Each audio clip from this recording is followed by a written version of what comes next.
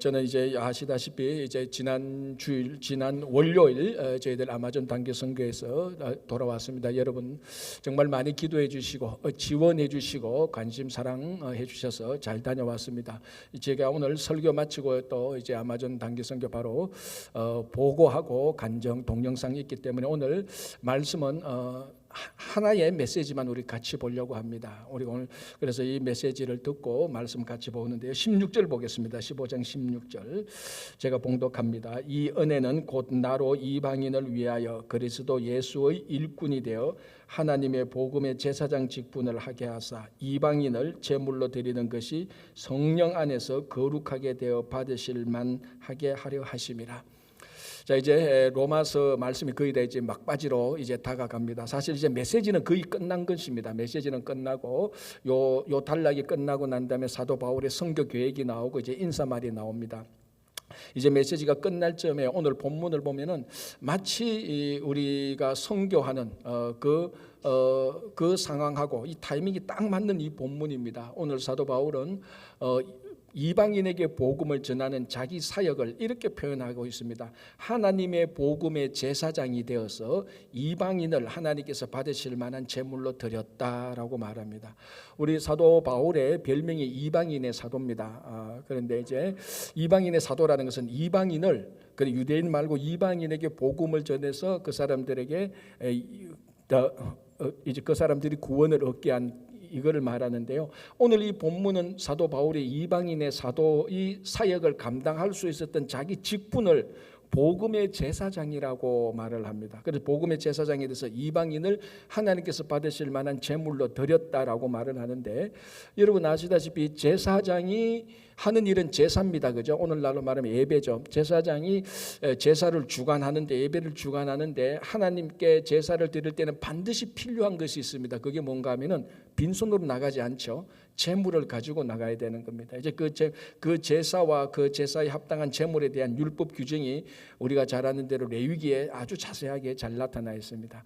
그러니까 그 제사에 맞는 제물을 드리는데, 오늘 사도 바울은 이 자기가 복음의 제사장이 되어서 하나님께 제물을 드리는데 그 제물이 뭡니까? 이방인입니다. 이방인을 하나님이 받으실 만한 제물로 드렸다라고 말을 하는데, 혹자는 또 이렇게 생각할 수 있습니다. 어떻게 사람을 제물로 드리느냐, 뭐 인신 제사를 하느냐, 이제 그런 차원에서 이건 아니고요.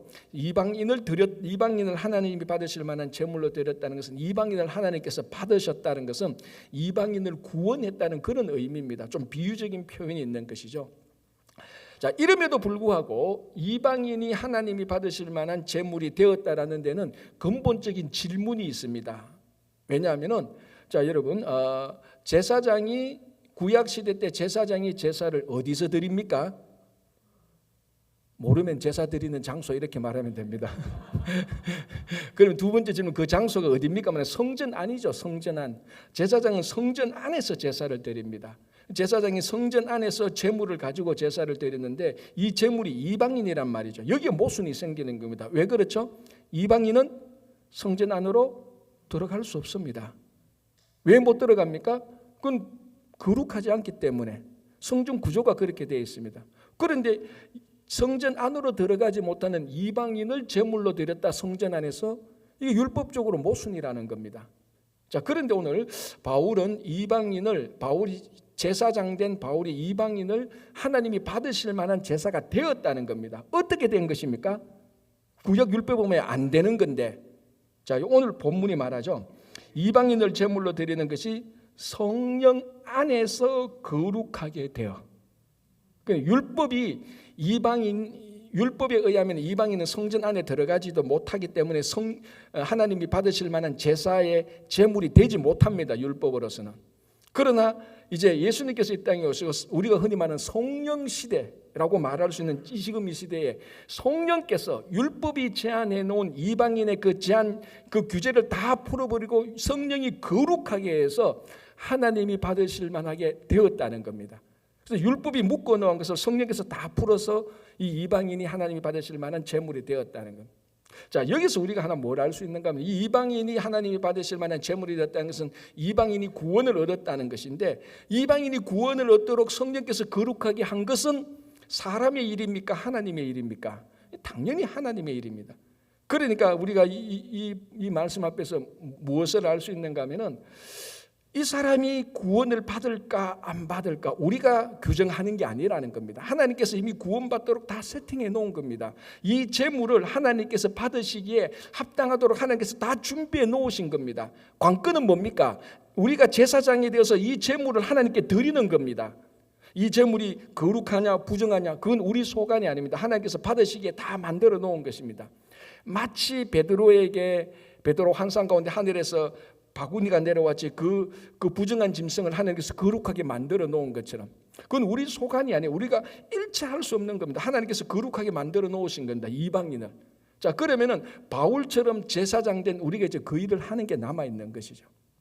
자, 그래서 바울이 제사장이 되어서 이방인을 제물로 드렸다는데 여기 또 하나 질문이 생겨요. 여기 또 하나 모순이 있습니다. 바울이 제사장이 되었다? 여기 무슨 모순이 있습니까, 여러분? 바울은 구약에 의하면은 제사장이 될 수 없는 사람이죠. 왜? 이 성경 공부를 다시 해야 되는데. 왜? 바울은 베냐민 지파 사람이에요. 제사장은 이 레위 지파만 할 수 있는 겁니다. 혈통적으로 따지면은 바울은 구약 율법에 의하면은 바울은 제사장이 될 수 없는 지파 사람이에요. 그런데 바울은 자기가 제사장이 되었다라고 말합니다. 이걸 이제 율법적으로 보는 게 아니고 예수님은 제사장의 완성입니다. 예수님은 유다 지파 사람이죠. 그런데 구약으로 이렇게 따지는 것이 이게 예수 그리스도께서 이 땅에 오셔서 하나님 나라 사역할 때는 그 구약의 율법의 제한이 다 예수 그리스도에서 완성된 겁니다. 그건 이미 우리가 로마서에서 다 살펴본 겁니다. 그래서 바울이 베냐민 지파 사람이지만은 자기는 제사장이라고 말을 합니다. 그래서 제사장은 율법이나 혈통에 의하여서 이제 규정되는 것이 아니고 제사장 일을 하는 사람은 누구나 제사장이 될 수 있는 겁니다. 그래서 우리가 여러분 종교개혁 때 했던 것처럼 그 마틴 루터가 뭐라고 내세웠습니까? 만인 제사장. 이거는 구약 유대인들이 들을 때는 충격 중에 충격이죠. 만인이 제사장이라고, 모든 사람이 제사장이라고. 마틴 루터가 성경을 볼 때는, 신약을 볼 때는 모든 사람이 제사장입니다. 그럼 누가 제사장이냐? 그 제사장 기능을 하는 사람. 이게 중요한 거예요. 바울은 지파에 상관없이, 혈통에 상관없이 유대인과 이방인 사이에 중간에 서서 이방인을 위하여서 이방인을 위해서 제사장이 된 것입니다. 자, 지금 이제 계속해서 우리가 제사장을 보는데 이 제사장이라는 이 기능은요, 사실 모든 종교에 가장 근본적으로 들어가 있는 공통성입니다. 여러분, 모든 종교에요, 이 제사장의 기능이 다 있습니다. 제사장의 기능은 쉽게 말하면 뭡니까? 하늘과 땅을 연결시키는 거죠. 중간에 있어서 신과 사람을 연결시키는 겁니다. 창조주 하나님과 심판하신 하나님과 죄인된 우리를 연결시키는 분이 제사장인데, 그분이 이 제사장의 완성이 예수 그리스도 아닙니까? 여러분, 종교가 영어로 릴리전 아닙니까? 릴리전은 릴리지오라는 라틴어에서 나왔는데, 릴리지오라는 라틴어의 원뜻이 연결이라는 겁니다. 그러니까 종교, 릴리전이라고 말 때 그 본질적인 연결입니다. 뭘 연결합니까? 하늘과 땅을 연결하는 겁니다. 그게 종교라는 거예요. 모든 종교에 그런 요소들이 다 있는 거죠. 이것이 완벽하게 구원을 얻도록 죄인과 창조주 하나님을 연결하시는 분이 예수 그리스도입니다. 그래서 이 제사장은 모든 종교의 근본이고요. 이 제사장의 기능이요, 원래 연결하는 겁니다. 이 라틴어가 폰티펙스라는 단어인데요. 이 폰티펙스의 원뜻이, 이게 제사장이라는 라틴어인데 이 원뜻은 다리를 놓는 사람입니다. 다리는 이쪽과 이쪽을 연결하는 것이죠. 그냥 종교적으로 봐도 그렇고요. 우리 성경의 가장 기본적인 예수 그리스도의 사역이, 구원의 사역이 제사장 사역입니다. 예수 그리스도의 제사장 사역이 없으면 우리는 구원을 얻지 못합니다. 누가 우리를 하나님 앞에 중보하겠습니까? 이 죄인을. 예수 그리스도께서 이 땅에 오셔서 중보자가 되어서 우리를 중보하시는 겁니다. 그래서 지금은 성령께서 우리를 계속해서 중보하시는 것이죠. 그런데 특이한 것은 우리가 성경을 보고 지금까지 하나님 나라의 사역을 보면 하나님께서는 특이하게 구원의 사역을 진행하시는 방식이 중보의 사역이라는 겁니다. 자, 제일 쉽게 오늘 이 본문은 로마서는 사도 바울이 쓰는데, 사도 바울이 처음에 예수 그리스도를 만나고 다메섹 도상에서 예수 그리스도를 만나고 회개했을 때 이제 사역을 하게 되는데, 이 사도 바울이 사역할 수 있도록 예루살렘 제자들을 만날 수 있도록 중보한 사람이 있죠. 그 사람이 누굽니까? 우리가 잘 아는 바나바죠. 바나바.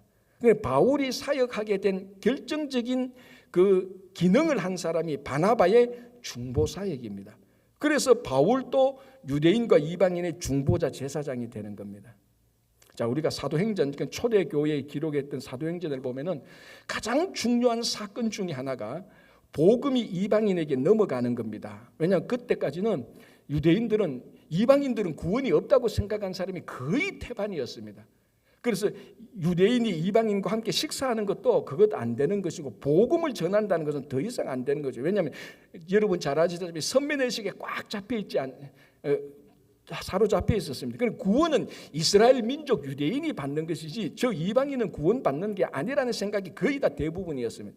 이때 이 틀을 깨고 이방인들에게 복음을 전해진 이 사건, 이것이 사실은 굉장히 중요한 사건입니다. 이 사건의 맨 최전선에 선 사람이 바로 이방인의 사도 바울인데, 바울이 이방인 사도를 할 수 있도록 공식적으로 이방인에 대하여서 복음의 문을 열어준 사람은 사실은 누군가 하면요, 사도 베드로예요. 그게 사도행전 10장에 나옵니다. 그 유명한 사도 바울이, 아까도 제가 얼핏 언급했는데 베드로가 환상을 보고, 그 환상을 보기 전에 하나님께서 가이사랴에 있는 고넬료라는 이방인 백부장의 천사를 보내서 환상 가운데 만나게 합니다. 자, 여러분 지도 한번 보여주실래요?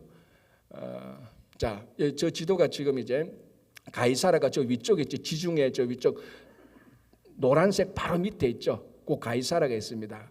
저기 가이사랴가 어떤 도시인가 하면 해변 도시인데, 저기가 이제 가이사랴 뜻이 뭡니까? 케사르 시저잖아요. 그러니까 로마 황제를 기념하여서 지중해를 바라보고 궁전이 있었던 것이에요. 성지순례 가면 저는 반드시 가는 데입니다.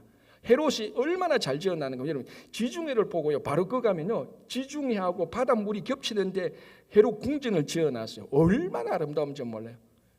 저기는 반드시 성지순례 할 때 가는 겁니다. 저게 이제 아주 중요한 그 당시에 항구 역할을 했죠.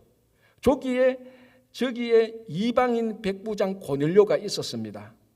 자, 여기에 하나님께서 천사를 보내서 말씀하십니다. 너가 지금 요빠에 사람을 보내라. 자, 요빠가 어디죠? 그 밑에 내려가면 요빠죠. 해안선 따라 쭉 내려가면 요빠죠. 저 요빠가 지금의 텔 아비브, 그러니까 이스라엘의 수도죠. 공항도 있고 한데, 그죠? 거기가, 그러니까 저 요빠가 지금의 텔 아비브라고 생각하면 됩니다.